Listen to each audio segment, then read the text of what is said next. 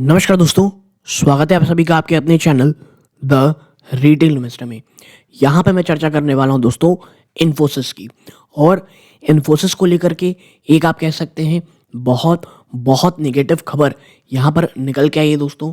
और इन्फोसिस में कुछ ऐसी चीज़ें हैं जो एज ए इन्वेस्टर आपको पता होनी चाहिए, क्योंकि एक बहुत बहुत बड़ा झटका निवेशकों को लगने वाला है जब बाजार खुलेगा। देखिए, आज संडे है, कल मंडे होने वाला। मंडे को के दिन छुट्टी है दोस्तों, आपको पता होगा क्रिसमस का त्यौहार है, तो भैया क्रिसमस की छुट्टी है। और मंगलवार को जब बाजार खुलेगा, शायद इस खबर का जो असर होने वाला है वो बहुत बहुत निगेटिव होने वाला है, ठीक है। और ये इस बात की ओर दर्शा रहा है, आपको पता होगा पिछले कुछ समय में कुछ बड़ी ऐसी चीज़ें घटना हुई है इन्फोसिस के ऊपर जो आपको नज़र रखनी थी, और उसके बावजूद आप देखेंगे तो स्टॉक में बढ़ोतरी देखने को मिल रही है। तो वो क्या खबरें हैं, क्या वो खबर है जो बहुत ज़्यादा नेगेटिव है, और उससे पहले जो चीज़ें हो रही थी वो किस बात का आप कह सकते हैं, किस चीज़ की ओर इशारा कर रही थी, जो आने वाले समय में अगर किसी और स्टॉक में होती है तो एज ए इन्वेस्टर आपको देखना चाहिए। लेकिन आगे बढ़ने से पहले दोस्तों, अगर आप इस चैनल में पहली बार आए हैं, प्लीज़ सब्सक्राइब का बटन दबाइएगा। वीडियो अच्छी लगती हो लाइक ज़रूर कीजिएगा।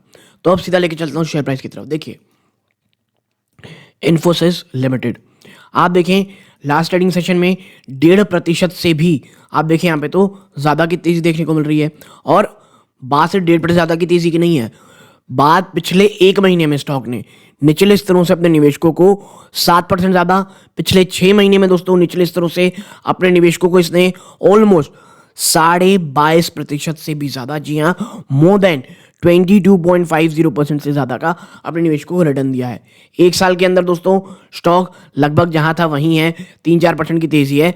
बट जब हम यहाँ पे भी निचले स्तरों से देखेंगे तो आप पाएंगे कि भाई एक बहुत ही शानदार रैली लगभग 27-28% की। और देखिए, जब एक लार्ज कैप स्टॉक आपको, ठीक है, एक लार्ज कैप स्टॉक आपको आप यहाँ पे तो चलो नहीं ले सकते, अगर आपने यहाँ भी लिया होगा तो भी आप देखें तो एक लार्ज कैप स्टॉक आपको यहाँ से कम 17.5% ज़्यादा का रिटर्न ऑलरेडी दे चुका है।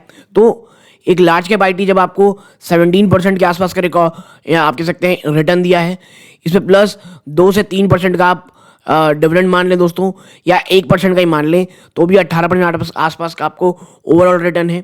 प्लस इन्फो आप कह सकते हैं इसके साथ साथ एक सेफ्टी भी है, ठीक है।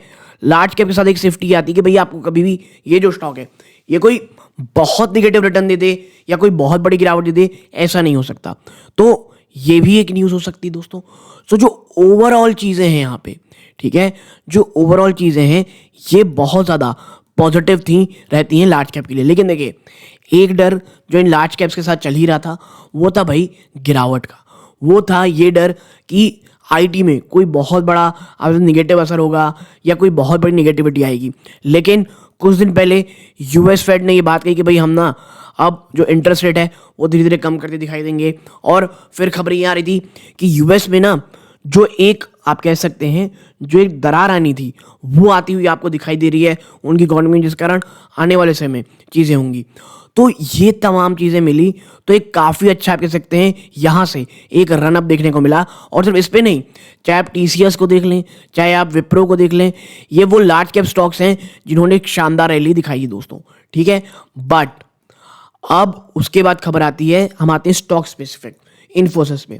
देखिए, कुछ दिन पहले कंपनी मेरे ख्याल से सीटीओ ने या सीएफओ ने, मैं नाम बोल रहा हूँ दोस्तों, उन्होंने रेजिग्नेशन दिया, मेरे ख्याल से सीएफओ ने ही दिया होगा, ठीक है। प्लस आप कह सकते हैं एक खबर आती है कि भाई जो इन्फोसिस है ना वो अपने जो एम्प्लॉयज़ हैं उनको कोई बहुत ज़्यादा डीए नहीं दे रही है, और कुछ पेमेंट को लेकर के कुछ बातें चल रही थी। और उसके बाद आज खबर निकल के आती है, कंपनी ने $1.5 बिलियन, जी हाँ, रुपीज़ नहीं है इस बार, ये वाकई में $1.5 बिलियन का एक एआई क्लाइंट वो लूज कर दिया है। और this is a big setback दोस्तों। और इस कारण है कि आप देखेंगे कि अब शायद एक गिरावट, बल्कि गिरावट ज़्यादा, क्रैश वर्ड यूज़ करना ज़्यादा सही होगा, स्टॉक में आपको मंडे को देखने को मिलेगा दोस्तों, माफ कीजिएगा ट्यूसडे को। क्या खबर है चलिए देखते हैं। Infosys terminates $1.5 billion AI deal with global client. और ऊपर से ये ग्लोबल क्लाइंट था। अब भैया $1.5 बिलियन का है तो ग्लोबल क्लाइंट होने के चांसेस बहुत ज़्यादा होते हैं। ठीक है, आप देखें the IT service giant has announced the $1.5 billion contract for a 15-year period linked on 14 सितंबर। 14 सितंबर को ही इन्होंने अनाउंस किया था कि भी $1.5 बिलियन का कॉन्ट्रैक्ट है 15 साल की पीरियड के लिए। एक इतने बड़े पीरियड के लिए कॉन्ट्रैक्ट था जो अब शायद खत्म होता दिखाई दे रहा है। न्यूज़ को अगर थोड़ा अच्छे से पढ़ेंगे ना तो आप पाएंगे that Saturday, December 23, that the information technology major Infosys announced on Saturday that the company has terminated its $1.5 billion agreement with a undisclosed global company। कौन सी ग्लोबल कंपनी है इस बात का डिस्क्लोज नहीं किया गया है। ठीक है, फोकस्ड ऑन एआई सोल्यूशन, जो एआई सोल्यूशन फोकस करती है, इन्होंने सितंबर में साइन किया है। Now the IT service giant had announced the $1.5 billion contract for a 15-year period linked on 14 September 2023 according to a report by Economic Times। ये Economic Times के हवाले से खबर निकल के आ रही है दोस्तों। ठीक है, अगर हम थोड़ा अंदर चलें तो देखिए, this is in continuation to the disclosure made by Infosys wide letter dated September 14 title company update with response to MOI memorandum of understanding with a global company with the subject which was subject to parties entering into a master agreement said the Salil Parekh platform in regulatory filing stock exchange। ठीक है, 14 सितंबर को एक filing के through कहा गया था कि भैया हमको ये चीज़ें मिल रही हैं। आगे बढ़ते हैं, आप यहाँ पाएंगे now the global company has now elected to terminate the MOU and the parties will not pursuing the master agreement। ये इन्फोसिस ने ऐड किया है। अकॉर्डिंग टू रिमोट MOU जो साइन किया था ना ग्लोबल कंपनी से to enhance digital experience leveraging Infosys platform AI solution, जो $1.5 बिलियन का जो पोटेंशियल टारगेट था spend was suppose to spread of 15 year. The company did not disclose event the cancellation. और उसके साथ प्रॉब्लम ये है कि अभी तक उन्होंने कोई भी जो आप कह सकते हैं ये चीज़ का डिस्क्लोज नहीं किया कि ऐसा क्यों किया है कंपनी ने। ठीक है, कि इस पीछे MOU को साइन न करने या MOU को हटाने के पीछे का रीज़न क्या है, इसको बात इसके ऊपर चर्चा नहीं की गई है। Now the termination of the deal comes less than 2 weeks after the Bangalore company CFO। जैसे मैंने पहले बताया भैया 2 हफ्ते पहले ही, 2 हफ्ते भी नहीं हुई है, कंपनी ने अपने CFO निलंजन रॉय को रिजाइन किया था after holding position around 6 years। 6 साल से वो इस कंपनी में थे, लेकिन कंपनी ने उन्हें हटा दिया इस खबर के 2 हफ्ते पहले।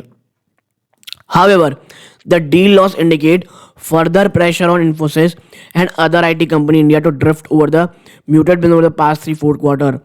अब देखिए, मैं इसीलिए कह रहा हूं, जब न्यूज़ फ्लो के कारण तेजी हो, जब न्यूज़ फ्लो के कारण कुछ चीज़ें हो ना, हड़बड़ा के हमें नहीं उसमें निवेश करना है।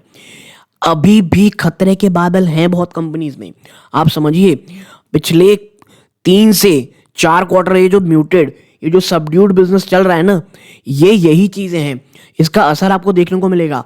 और इन्फोसिस के साथ जो चीज़ें हो रही हैं ये अकेली शायद कंपनी ना हो, आपको आने वाले समय में देखेगा। और देखिए, मुझे इस ना विप्रो को लेकर के, वो खासकर निवेशक जो विप्रो को करंट लेवल में निवेश कर रहे हैं। देखिए, विप्रो जब 400 के नीचे था, 340, 350, 329 यहाँ पे आसपास ट्रेड करता था, ये कंपनी रिस्क रिवॉर्ड से बहुत अच्छी थी। लेकिन देखिए जिस तरह से प्रॉब्लम चल रही है, और इवन विप्रो को लेकर कुछ आर्टिकल में पढ़ता हूँ कि भैया जो टॉप लोग थे इसमें पहले के, वो बिल्कुल भी खुश नहीं है विप्रो से। और जिस तरह से कंपटीशन बढ़ता चला जा रहा है, छोटी कंपनियां जिस तरह बहुत बड़े तौर पे सामने आ रही हैं, वो अपने आप में एक बहुत डेंजरस वाली चीज़ है दोस्तों। ठीक है, आप देखिए इन्फोसिस का जो नेट प्रॉफिट था वो 3.17% बढ़ा था to ₹6,212 crore in July September quarter of current fiscal, जो कि compared to 6,012 crore in corresponding last year. Now the IT major had narrowed its revenue growth guidance for full year at the upper end of 1 to 1.5%। ठीक है, company ने already आप कह सकते हैं कि भैया हमने जो है जो गाइडेंस उसे कम किया था। हाँ, लास्ट वीक को इन्फोसिस ने अनाउंस किया था कि उन्होंने हैज वोन एक 5 साल की डील जीती है दोस्तों फ्रॉम ऑटोपॉड डिस्ट्रीब्यूटर LKQ यूरोप। ठीक है, LKQ यूरोप से उन्होंने एक आप कह सकते हैं 5 साल की डील जीती है। It's other recent large deal include $1.64 billion deal. Company ने एक $1.64 बिलियन की डील जीती हुई है with London based liberty global for 5 year period. Infosys will be declaring it's October December quarter on January 11। और इतना ही नहीं, अब आपको बता दूं कि भैया दिसंबर क्वार्टर खत्म होने वाला है। कंपनी ने बात पहले से कह दी है कि भाई हम जो है ना, हम 11 जनवरी को, कब 11 जनवरी को हम जो है ये अपना जो अक्टूबर टू दिसंबर क्वार्टर नंबर है वो पेश करने वाले हैं दोस्तों। सो इस बार की जो अक्टूबर, ठीक है, जो अक्टूबर टू दिसंबर क्वार्टर की डील होने वाली है, इसमें हमें बहुत सारी चीज़ें जानने को रहेंगी। इसमें हमें बहुत सारी चीज़ें ऐसी दिखने को मिलेंगी कि भैया ऐसा होने क्या वाला है, क्या गिरावट होने वाली है या बढ़ोतरी होने वाली है, जो गाइडेंस को लेकर के इश्यूज हैं क्या वो रिजॉल्व हुए हैं, डिजॉल्व हुए हैं, और यहाँ से वे फॉरवर्ड क्या होने वाला है। इसीलिए सबसे पहले मुझे लगता है टीसीएस अक्सर अपना कह सकते हैं श्री गणेश करती है रिजल्ट्स को लेकर के। इसके बाद हमको देखना होगा चीज़ें आगे किस तरह से पैन आउट होती हैं। सो एक एनालिसिस आपके साथ शेयर करनी थी, क्योंकि देखिए ये कोई छोटा मोटा आप कह सकते हैं न्यूज़ नहीं है, ये ओवरऑल जो आईटी सेक्टर है उसे कह सकते हैं झटका दे सकता है। तो आप यहाँ तक जुड़े रहे, इस बात का बहुत बहुत धन्यवाद। ये इस वीडियो का अंत है। जय हिंद।